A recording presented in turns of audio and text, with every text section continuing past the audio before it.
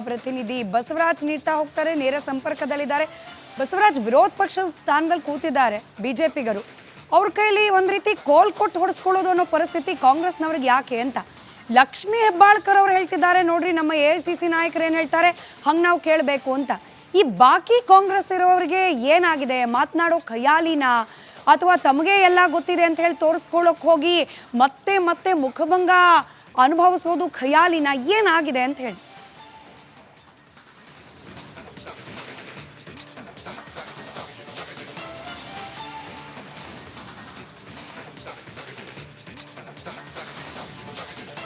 ಖಂಡಿತ ಸ್ಮಿತಾ, ಇಲ್ಲಿ ಜಿಜ್ಞಾಸೆ ಕಾಡ್ತಾ ಇರ್ತಕ್ಕಂಥದ್ದೇ ಈ ಪ್ರಮುಖ ವಿಚಾರ. ಏನಂದ್ರೆ ಎಐಸಿಸಿ ನಾಯಕರು ಯಾರು ಕೂಡ ಈ ಒಂದು ಪಹಲ್ಗಾಮ್ ಅಟ್ಯಾಕ್ ಬಳಿಕ ಈಗಾಗಲೇ ಬೆಂಬಲವನ್ನು ಕೇಂದ್ರ ಸರ್ಕಾರಕ್ಕೆ ಘೋಷಣೆ ಮಾಡಿದ್ರು ಮತ್ತು ಈ ಕದನ ವಿರಾಮ ಆದ ಬಳಿಕ ಕೂಡ ಯಾರೊಬ್ರು ಕೂಡ ಇದನ್ನ ಖಂಡನೆ ಮಾಡ್ತಿಲ್ಲ. ನಾವು ಸರ್ವಪಕ್ಷ ಸಭೆ ಇದೆ, ಸರ್ವಪಕ್ಷ ಸಭೆಯಲ್ಲಿ ಇದನ್ನ ವಿಚಾರವನ್ನು ಎತ್ತವೆ ಅನ್ನುವಂಥದ್ದು ಮತ್ತು ಸಂಸತ್ ಅಧಿವೇಶನ ಕರೀಲಿ, ನಾವು ಅಲ್ಲಿ ಚರ್ಚೆ ಮಾಡ್ತೇವೆ, ಆದ್ರೆ ಹಾದಿ ಬೀದಿಯಲ್ಲಿ ಮಾತನಾಡೋದು ಬೇಡ ಅನ್ನುವಂಥ ಮಾತನ್ನ ಸ್ವತಃ ಎಐಸಿಸಿಗೆ ಅಧ್ಯಕ್ಷರಾದಂಥ ಮಲ್ಲಿಕಾರ್ಜುನ್ ಖರ್ಗೆ ಅವರೇ ಉಲ್ಲೇಖ ಮಾಡಿದ್ದಾರೆ ಕಲಬುರಗಿಯಲ್ಲಿ ಮಾತನಾಡ್ತಾ.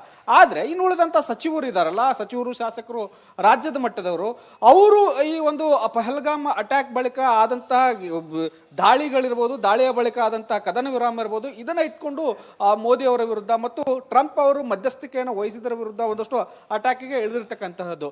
ಒಂದು ಯಾವಾಗಲೂ ಕೂಡ ಕೇಂದ್ರದ ನಾಯಕರು ಅಥವಾ ಹೈಕಮಾಂಡ್ ಹೇಳಿದ ಹಾಗೆ ಪಕ್ಷದ ನಿಯಮಾವಳಿಗಳು ಮತ್ತು ನಾಯಕರು ಕೇಳಬೇಕಾಗತ್ತೆ. ಕೇಂದ್ರದಲ್ಲೇ ಒಂದಷ್ಟು ನಾಯಕರು ಇದನ್ನ ನಾವು ಸಂಸತ್ತಲ್ಲಿ ಚರ್ಚೆ ಮಾಡೋಣ, ಹಾದಿ ಬೀದಿಯಲ್ಲಿ ಬೇಡ ಅನ್ನುವಂಥ ಲೆಕ್ಕಾಚಾರದಲ್ಲಿ ಇರಬೇಕಾದ್ರೆ ಈ ರಾಜ್ಯದ ಸಚಿವರು ಮತ್ತು ಶಾಸಕರು ಯಾಕೆ ಇದನ್ನು ಹಾದಿ ಬೀದಿಯಲ್ಲಿ ಚರ್ಚೆ ಮಾಡ್ತಾ ಇದ್ದಾರೆ ಅನ್ನುವಂಥದ್ದು ಬಹಳ ಪ್ರಮುಖ.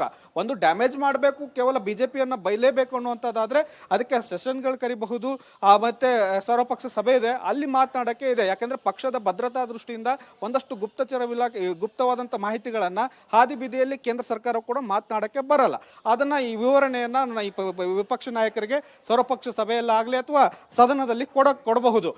ಹಾಗಾಗಿ ಈಗ ಹಾದಿ ಬೀದಿಯಲ್ಲಿ ನಿಂತು ಈ ತರಹದ ಕದನ ವಿರಾಮವನ್ನು ಟ್ರಂಪ್ ಮಧ್ಯಸ್ಥಿಕೆ ವಹಿಸ್ಕೊಂಡು ಯಾಕೆ ಕೇಳಿದ್ರು, ಯಾಕೆ ಅಟ್ಯಾಕ್ ಮಾಡಲಿಲ್ಲ, 4 ದಿನಕ್ಕೆ ಯಾಕೆ ಇದನ್ನು ಮುಗಿಸಿದ್ರು ಅನ್ನೋಂಥ ಪ್ರಶ್ನೆಗಳು ಸಹಜವಾಗಿ ಎತ್ತಕ್ಕಂತಹ ಕಾಂಗ್ರೆಸ್ ಒಂದು ರೀತಿಯಲ್ಲಿ ಮುಖಭಂಗವನ್ನು ಮತ್ತು ನಮ್ಮ ಸೈನ್ಯ ಬಲವಾದ ತಾಕತ್ತನ್ನ ಕುಂದಿಸುವ ರೀತಿಯಲ್ಲಿ ಮಾತನಾಡ್ತಾ ಇದ್ದಾರೆ. ಇದಕ್ಕಾದ್ರೂ ಕಾಂಗ್ರೆಸ್ ಹೈಕಮಾಂಡ್ ಒಂದಷ್ಟು ಕಡಿವಾಣವನ್ನು ಹಾಕಬೇಕಾಗತ್ತೆ. ಯಾಕಂದ್ರೆ ಹಾದಿ ಬೀದಿ ಮಾತನಾಡುವಂಥ ವಿಚಾರ ಅಲ್ಲ, ನಾವು ಇದಕ್ಕೆ ಮಾತನಾಡೋಕೆ ಇಲ್ಲಿದ್ದೇವೆ ದೊಡ್ಡವರು, ಅದನ್ನ ಎಲ್ಲೆಲ್ಲಿ ಪ್ರಶ್ನೆ ಮಾಡ್ಬೇಕಲ್ಲಿ ಮಾಡ್ತೇವೆ, ನೀವು ಮಾತನಾಡಬೇಡಿ ಅನ್ನುವಂಥ ಒಂದಷ್ಟು ಕಟ್ಟಾಜ್ಞೆಯನ್ನು ಹೊಡಿಸಬೇಕಾದಂಥ ಅನಿವಾರ್ಯತೆ ಇದೆ ಅಂತ ಕಾಣಿಸ್ತಾ ಇದೆ. ಇಲ್ಲದೆ ಹೋದ್ರೆ ಇದೇ ಕಾಂಗ್ರೆಸ್ ಪಕ್ಷಕ್ಕೆ ಇದು ಮತ್ತಷ್ಟು ಡ್ಯಾಮೇಜ್ ಅನ್ನ ಮುಂದಿನ ದಿನಗಳಲ್ಲಿ ರಾಜ್ಯದ ಮಟ್ಟದಲ್ಲಿ ಮತ್ತು ರಾಷ್ಟ್ರ ಮಟ್ಟದಲ್ಲಿ ತಂದೊಡ್ಡುವಂತಹ ಒಂದು ಆತಂಕ ಕೂಡ ಈ ಸಚಿವರು ಮತ್ತು ಶಾಸಕರ ಮಾತನಾಡುವ ಮಾತಿನಿಂದ ತಲೆನೋವು ಬಂದೊದಗಬಹುದು ಅನ್ನೋ ಲೆಕ್ಕಾಚಾರದಲ್ಲಿ ಕಾಣಿಸ್ತಾ ಇದೆ. ಸ್ಮಿತಾ, ಧನ್ಯವಾದ ಬಸವರಾಜ್ ಮಾಹಿತಿಗಾಗಿ.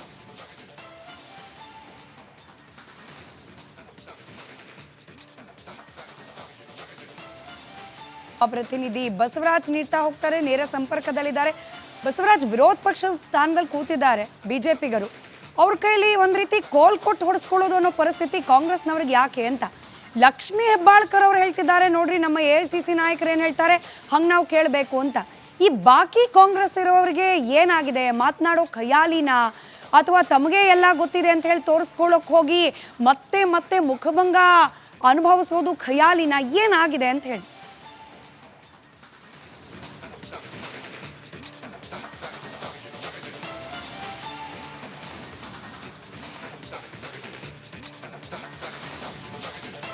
ಖಂಡಿತ ಸ್ಮಿತಾ, ಇಲ್ಲಿ ಜಿಜ್ಞಾಸೆ ಕಾಡ್ತಾ ಇರ್ತಕ್ಕಂಥದ್ದೇ ಈ ಪ್ರಮುಖ ವಿಚಾರ. ಏನಂದ್ರೆ ಎಐಸಿಸಿ ನಾಯಕರು ಯಾರು ಕೂಡ ಈ ಒಂದು ಪಹಲ್ಗಾಮ್ ಅಟ್ಯಾಕ್ ಬಳಿಕ ಈಗಾಗಲೇ ಬೆಂಬಲವನ್ನು ಕೇಂದ್ರ ಸರ್ಕಾರಕ್ಕೆ ಘೋಷಣೆ ಮಾಡಿದ್ರು ಮತ್ತು ಈ ಕದನ ವಿರಾಮ ಆದ ಬಳಿಕ ಕೂಡ ಯಾರೊಬ್ರು ಕೂಡ ಇದನ್ನ ಖಂಡನೆ ಮಾಡ್ತಿಲ್ಲ. ನಾವು ಸರ್ವಪಕ್ಷ ಸಭೆ ಇದೆ, ಸರ್ವಪಕ್ಷ ಸಭೆಯಲ್ಲಿ ಇದನ್ನ ವಿಚಾರವನ್ನು ಎತ್ತವೆ ಅನ್ನುವಂಥದ್ದು ಮತ್ತು ಸಂಸತ್ ಅಧಿವೇಶನ ಕರೀಲಿ, ನಾವು ಅಲ್ಲಿ ಚರ್ಚೆ ಮಾಡ್ತೇವೆ, ಆದ್ರೆ ಹಾದಿ ಬೀದಿಯಲ್ಲಿ ಮಾತನಾಡೋದು ಬೇಡ ಅನ್ನುವಂಥ ಮಾತನ್ನ ಸ್ವತಃ ಎಐಸಿಸಿಗೆ ಅಧ್ಯಕ್ಷರಾದಂಥ ಮಲ್ಲಿಕಾರ್ಜುನ್ ಖರ್ಗೆ ಅವರೇ ಉಲ್ಲೇಖ ಮಾಡಿದ್ದಾರೆ ಕಲಬುರಗಿಯಲ್ಲಿ ಮಾತನಾಡ್ತಾ.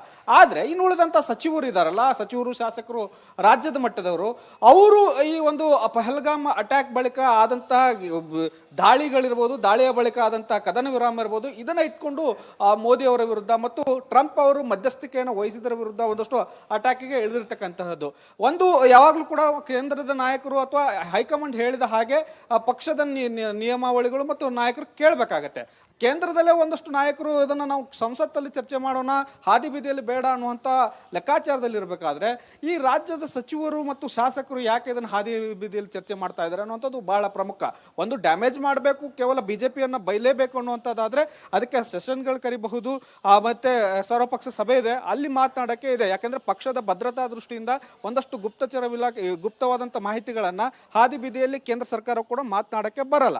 ಅದನ್ನ ಈ ವಿವರಣೆಯನ್ನ ವಿಪಕ್ಷ ನಾಯಕರಿಗೆ ಸರ್ವಪಕ್ಷ ಸಭೆಯಲ್ಲಾಗಲಿ ಅಥವಾ ಸದನದಲ್ಲಿ ಕೊಡಬಹುದು. ಹಾಗಾಗಿ ಈಗ ಹಾದಿ ಬೀದಿಯಲ್ಲಿ ನಿಂತು ಈ ತರಹದ ಕದನ ವಿರಾಮವನ್ನು ಟ್ರಂಪ್ ಮಧ್ಯಸ್ಥಿಕೆ ವಹಿಸ್ಕೊಂಡು ಯಾಕೆ ಕೇಳಿದ್ರು, ಯಾಕೆ ಅಟ್ಯಾಕ್ ಮಾಡಲಿಲ್ಲ, 4 ದಿನಕ್ಕೆ ಯಾಕೆ ಇದನ್ನು ಮುಗಿಸಿದ್ರು ಅನ್ನೋಂಥ ಪ್ರಶ್ನೆಗಳು ಸಹಜವಾಗಿ ಎತ್ತಕ್ಕಂತಹ ಕಾಂಗ್ರೆಸ್ ಒಂದು ರೀತಿಯಲ್ಲಿ ಮುಖಭಂಗವನ್ನು ಮತ್ತು ನಮ್ಮ ಸೈನ್ಯ ಬಲವಾದ ತಾಕತ್ತನ್ನ ಕುಂದಿಸುವ ರೀತಿಯಲ್ಲಿ ಮಾತನಾಡ್ತಾ ಇದ್ದಾರೆ. ಇದಕ್ಕಾದ್ರೂ ಕಾಂಗ್ರೆಸ್ ಹೈಕಮಾಂಡ್ ಒಂದಷ್ಟು ಕಡಿವಾಣವನ್ನು ಹಾಕಬೇಕಾಗುತ್ತೆ. ಯಾಕಂದ್ರೆ ಹಾದಿ ಬೀದಿ ಮಾತನಾಡುವಂಥ ವಿಚಾರ ಅಲ್ಲ. ನಾವು ಇದಕ್ಕೆ ಮಾತನಾಡೋಕ್ಕೆ ಇಲ್ಲಿದ್ದೇವೆ ದೊಡ್ಡವರು, ಅದನ್ನ ಎಲ್ಲೆಲ್ಲಿ ಪ್ರಶ್ನೆ ಮಾಡ್ಬೇಕಲ್ಲಿ ಮಾಡ್ತೇವೆ, ನೀವು ಮಾತನಾಡಬೇಡಿ ಅನ್ನುವಂಥ ಒಂದಷ್ಟು ಕಟ್ಟಾಜ್ಞೆಯನ್ನು ಹೊಡಿಸಬೇಕಾದಂಥ ಅನಿವಾರ್ಯತೆ ಇದೆ ಅಂತ ಕಾಣಿಸ್ತಾ ಇದೆ. ಇಲ್ಲದೆ ಹೋದ್ರೆ ಇದೇ ಕಾಂಗ್ರೆಸ್ ಪಕ್ಷಕ್ಕೆ ಇದು ಮತ್ತಷ್ಟು ಡ್ಯಾಮೇಜ್ ಅನ್ನ ಮುಂದಿನ ದಿನಗಳಲ್ಲಿ ರಾಜ್ಯದ ಮಟ್ಟದಲ್ಲಿ ಮತ್ತು ರಾಷ್ಟ್ರ ಮಟ್ಟದಲ್ಲಿ ತಂದೊಡ್ಡುವಂತಹ ಒಂದು ಆತಂಕ ಕೂಡ ಈ ಸಚಿವರು ಮತ್ತು ಶಾಸಕರ ಮಾತನಾಡುವ ಮಾತಿನಿಂದ ತಲೆನೋವು ಬಂದು ಒದಗಬಹುದು ಅನ್ನೋ ಲೆಕ್ಕಾಚಾರದಲ್ಲಿ ಕಾಣಿಸ್ತಾ ಇದೆ. ಸ್ಮಿತಾ, ಧನ್ಯವಾದ ಬಸವರಾಜ್ ಮಾಹಿತಿಗಾಗಿ.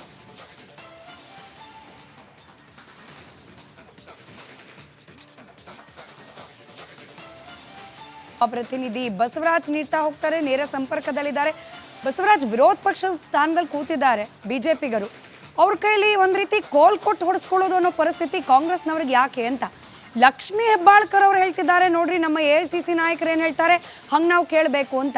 ಈ ಬಾಕಿ ಕಾಂಗ್ರೆಸ್ ಇರೋರಿಗೆ ಏನಾಗಿದೆ? ಮಾತನಾಡೋ ಖಯಾಲಿನ ಅಥವಾ ತಮಗೆ ಎಲ್ಲ ಗೊತ್ತಿದೆ ಅಂತ ಹೇಳಿ ತೋರಿಸ್ಕೊಳ್ಳೋಕೆ ಹೋಗಿ ಮತ್ತೆ ಮತ್ತೆ ಮುಖಭಂಗ ಅನುಭವಿಸೋದು ಖಯಾಲಿನ ಏನಾಗಿದೆ ಅಂತ ಹೇಳಿ?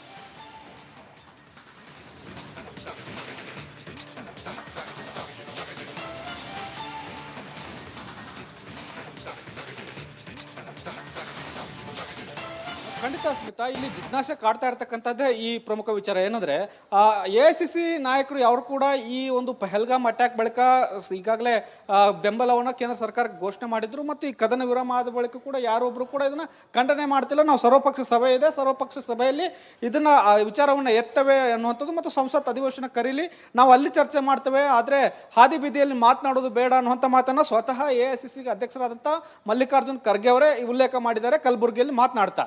ಆದ್ರೆ ಇನ್ನು ಉಳಿದಂತ ಸಚಿವರು ಇದಾರಲ್ಲ, ಸಚಿವರು ಶಾಸಕರು ರಾಜ್ಯದ ಮಟ್ಟದವರು, ಅವರು ಈ ಒಂದು ಪಹಲ್ಗಾಮ್ ಅಟ್ಯಾಕ್ ಬಳಿಕ ಆದಂತಹ ದಾಳಿಗಳಿರ್ಬೋದು, ದಾಳಿಯ ಬಳಿಕ ಆದಂತಹ ಕದನ ವಿರಾಮ ಇರ್ಬೋದು, ಇದನ್ನ ಇಟ್ಕೊಂಡು ಮೋದಿ ಅವರ ವಿರುದ್ಧ ಮತ್ತು ಟ್ರಂಪ್ ಅವರು ಮಧ್ಯಸ್ಥಿಕೆಯನ್ನು ವಹಿಸಿದರ ವಿರುದ್ಧ ಒಂದಷ್ಟು ಅಟ್ಯಾಕಿಗೆ ಇಳಿದಿರ್ತಕ್ಕಂತಹದ್ದು. ಒಂದು ಯಾವಾಗಲೂ ಕೂಡ ಕೇಂದ್ರದ ನಾಯಕರು ಅಥವಾ ಹೈಕಮಾಂಡ್ ಹೇಳಿದ ಹಾಗೆ ಪಕ್ಷದ ನಿಯಮಾವಳಿಗಳು ಮತ್ತು ನಾಯಕರು ಕೇಳಬೇಕಾಗತ್ತೆ. ಕೇಂದ್ರದಲ್ಲೇ ಒಂದಷ್ಟು ನಾಯಕರು ಇದನ್ನು ನಾವು ಸಂಸತ್ತಲ್ಲಿ ಚರ್ಚೆ ಮಾಡೋಣ, ಹಾದಿ ಬೀದಿ